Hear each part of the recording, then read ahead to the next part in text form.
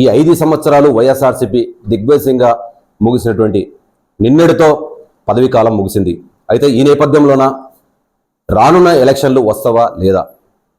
అయితే వైసీపీ ఉన్నటువంటి ప్రభుత్వంలో ఉన్నప్పుడు ప్రజలకు ఏ మేలు చేకూర్చారు?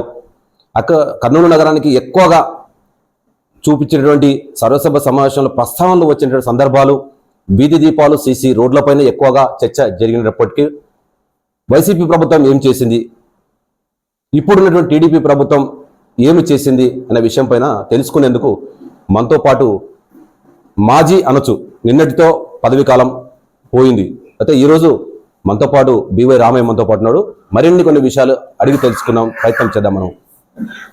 స్వామి చెప్పండి, ఈ 5 సంవత్సరాలు వైఎస్ఆర్సీపీ పూర్తిగా సహకారం అందడంతో 5 సంవత్సరాలు పూర్తి చేశారు. ఈ నేపథ్యంలోన టీడీపీ సహకారంతో మీరు 5 సంవత్సరాలు చేశారు అనుకోవచ్చా? వాళ్ళ సహకారంతో మాకేం పని ఉంది? మీరు అసలు అడగటమే రాంగు.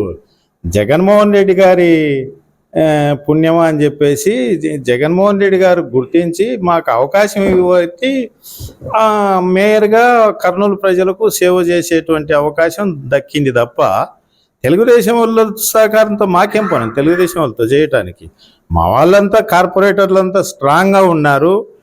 పార్టీ పైన అందరూ అంటే అభిమానంతో ఉన్నారు. జగన్మోహన్ రెడ్డి గారి మీద అభిమానంతో ఉన్నారు. ఇక్కడ కాడసాని రంభపల్లి పైన అభిమానంతో ఉన్నారు.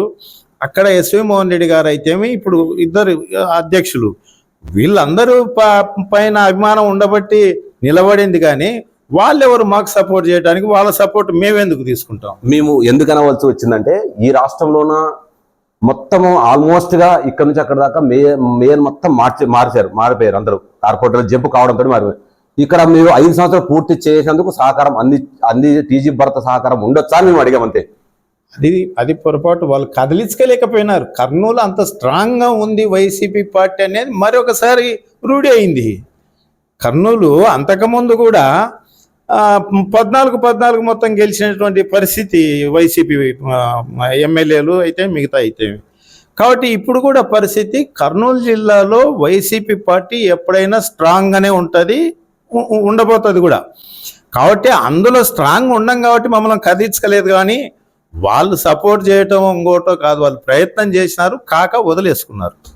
మీ ప్రభుత్వంలో ప్రజలకు ఎక్కువగా సర్వసభ సమావేశంలో ప్రస్తావించినటువంటి సందర్భాలు చాలా ఉన్నాయి ప్రజల కొరకు. అయినా ఏమి చేయలేదని ఇప్పుడు కూడా టీడీపీ చెప్పబోతుంది. వాళ్ళ ప్రభుత్వాలు ఏం చేయలేకపోయినారు అని ఇప్పుడు కూడా సర్వసమావేశాలు చాలాసార్లు సందర్భాలు చెప్పినారు. ఎంత చేసినా ఇవి నిత్యము సిటీ ఫాస్ట్గా డెవలప్ అవుతుంది. రోజుకు నెలకు ఒక కొత్త కాలనీ ఏర్పడుతుంది. ఈ ఎక్కడ సమస్య వస్తుందంటే, ఎవరైతే బిల్డర్స్ ఉన్నారో వాళ్ళ కమిట్మెంట్ ప్రకారం ఇన్ఫ్రాస్ట్రక్చర్ డెవలప్ చేయట్లే. సో కస్టమర్స్ కూడా ఏమవుతుందంటే, ఏదో కొంచెం రీజనబుల్ ప్రైస్ వస్తుంది కదా అన్నట్టుగా అక్కడ ఆ ఎమ్యూనిటీస్ రోడ్లు కానీ, డ్రైనేజ్ కానీ, డ్రింకింగ్ వాటర్ కానీ, ఎలక్ట్రిసిటీ కానీ ఇవన్నీ ప్రొవైడ్ చేసి కార్పొరేషన్కి హ్యాండ్ ఓవర్ చేయాలి. కార్పొరేషన్ మెయింటైన్ చేస్తుంది, ఎక్కడన్నా ఏదన్నా ఉండినా కొద్దిగా గొప్ప చేసి పెడుతుంది. కానీ అలా జరగట్లే పరిస్థితి. నేను స్వయంగా అనుభవించినటువంటి పరిస్థితి ఇది. సో ఎక్స్టెన్షన్ ఏరియాలలో రోడ్లు ఫ్రెష్గా వేయాలా, డ్రైనేజ్లు వేయాలా, ఎలక్ట్రిసిటీ, వాటరు ఇవన్నీ చేయాలంటే ఫండ్స్ కూడా ఆటకాటికి ఉండే పరిస్థితి. అంటే ఇది స్టెప్ బై స్టెప్ చేసుకుంటూ రావాలి తప్ప ఒక రోజులో మార్పు తీసుకొచ్చేది కాదు. ఇది గతంలో 11 సంవత్సరాలు పాలకవర్గం లేకుండా అయిపోయింది. కాబట్టి ఒక్కసారిగా మేము వచ్చేసరికి ఆ పెండింగ్ వర్క్స్ అన్నీ మా మీద ప్రెజర్ పడినాయి. అయినా సరే సాధ్యమైనంత వరకు మా పీరియడ్లో, ఎందుకంటున్నామంటే కార్పొరేటర్స్ అందరు కూడా వెల్ ఎడ్యుకేటెడ్స్, అన్నిటి మీద అవగాహన ఉన్నోళ్ళు, ఎక్కడెక్కడ ఏ సమస్య వచ్చింది అనేది ఎప్పటికెప్పుడు అధికారుల దృష్టికి తీసుకెళ్ళి ప్రజలు ఏ సమస్యలు అయితే తీసుకొస్తారో వాటిని వాళ్లకు నచ్చజెప్పి ఆ పనులయ్యే విధంగా చేసినటువంటి ఘనత కార్పొరేటర్స్కి అందరికి దక్కుతుంది ఆ ఉద్దేశం.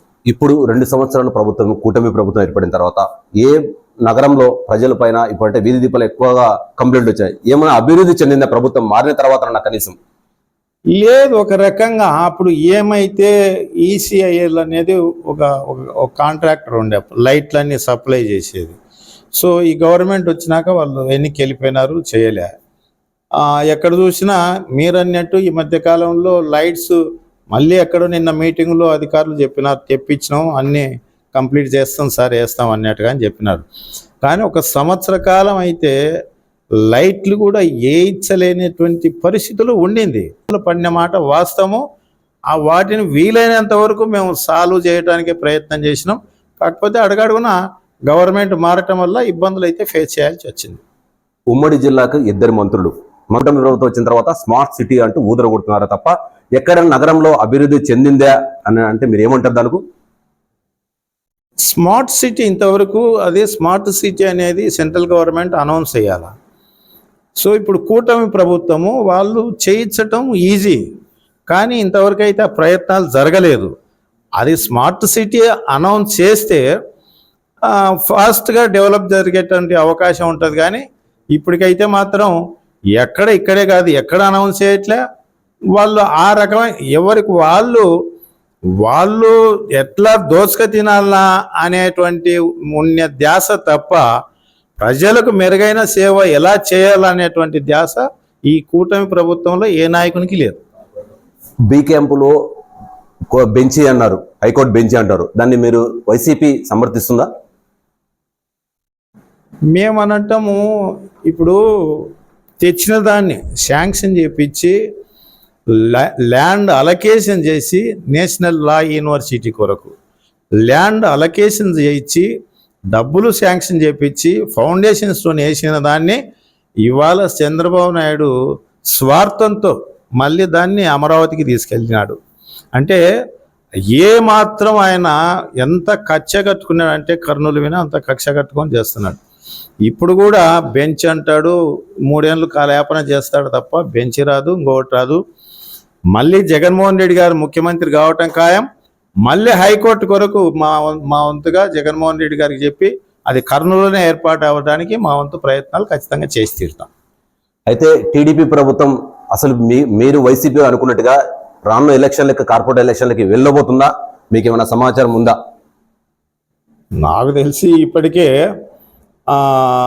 ఈ చంద్రబాబు నాయుడు కూటమి ప్రభుత్వం పైన ఎంత వ్యతిరేకత అంటే బహుశా ఏ ప్రభుత్వం కూడా ఇంత తక్కువ టైంలో అంత వ్యతిరేకత మూట కట్టుకొని ఉండదు. ఈ కూటమి ప్రభుత్వం మూట కట్టుకుంది. చంద్రబాబు నాయుడికి తెలుసు ఇంటెలిజెన్స్ రిపోర్ట్స్, ఆ రిపోర్ట్స్ ప్రజల నుంచి. ఆయన మంత్రివర్గ మీటింగులనే పదే మీరు మారండి, మీరు మార్చుకోండి, మీరు మెరుగుగండి, ఇన్ని రకాలుగా చెప్తున్నాడంటేనే అర్థమైపోతుంది కదా. అంటే వాళ్ళ డొల్లతనం ఏందో 4 గోడల మధ్యన కూర్చొని మాట్లాడినా, బయట మాట్లాడినా రోజుకు ఒక ఎమ్మెల్యే భాగవతం బయటపడుతుంది.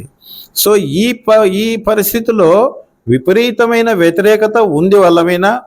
నాకు తెలిసి చంద్రబాబు నాయుడు ఎలక్షన్స్కు పెట్టడానికి సాహసం చేయడేమో అన్నట్టుగా అనుకుంటున్నారు. మరి ఎందుకని అంటే కూటమి ప్రభుత్వానికి ఎన్ని వస్తున్నా కూడా ఇంత మీరు అన్నట్టుగానే ఒక్కొక్క ఎమ్మెల్యే పైన బయట పడుతున్నప్పుడుగా వాళ్ళు ఎందుకు వాళ్ళ పైన కూటమి ప్రభుత్వం చర్యలు తీసుకోవటం లేదు అంటే దానికి మీరేమంటారు?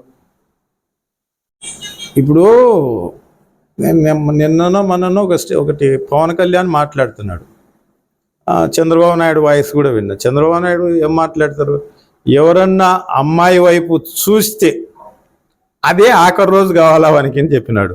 ఇన్ని రకాలుగా బయటపడుతున్నాయి. అంటే మాటలకు చేసే పనులకు పొంతనే ఉండదన్న సంగతి. పవన్ కళ్యాణ్ అయితే ఇట్టేకరేసి అసలు ఏమైపోయినాడో కూడా తెలియదు. అసలు ఇన్ని నేరాలు ఘోరాలు జరుగుతున్నాయి. స్వయాన వాళ్ళ పార్టీకి సంబంధించిన ఎమ్మెల్యే వీడియోలన్నీ బయట పెట్టిన ఇవాళ మీరు మేయర్గా ఉన్న నాళ్ళు కర్నూలు ప్రజలకి ఏం చెప్పబోతున్నారు? ఈ రాష్ట్ర ప్రభుత్వం టీడీపీకి కూటమి ప్రభుత్వానికి ఏమి హెచ్చరిక చేయబోతున్నారు? ఖచ్చితంగా మళ్ళీ ఎప్పుడు ఎలక్షన్లు జరిగినా వైసీపీని ఆదరించండి, వైసీపీకి ఓటేయండి. మీకు మేలు చేసే పార్టీ ఏదన్నా ఉందంటే అది జగన్మోహన్ రెడ్డి గారి ఆధ్వర్యంలో నడుస్తున్నటువంటి వైసీపీ పార్టీనే తప్ప ఏదైనా విలువలతో కూడిన రాజకీయము, నిజాయితీతో కూడిన రాజకీయము, మాట చెప్తే ఖచ్చితంగా మాట విన కట్టుబడి ఉన్నటువంటి వ్యక్తి జగన్మోహన్ రెడ్డి గారు. కాబట్టి మళ్ళీ ఎప్పుడు ఎలక్షన్లు వచ్చినా ఇప్పటికే మీరు చూసినారు, ఎక్కడ కూడా అవినీతి అనేది లేకుండా నిజాయితీగా కర్నూలు కార్పొరేషన్ డెవలప్మెంట్ చేసినటువంటి పరిస్థితి. మళ్ళీ ఒకసారి అవకాశం ఇవ్వండి, దీని రూపురేఖలు ఖచ్చితంగా వైసీపీ పార్టీ మార్చి తీరుతుందన్న సంగతి మీ ద్వారా తెలియజేస్తున్నాం.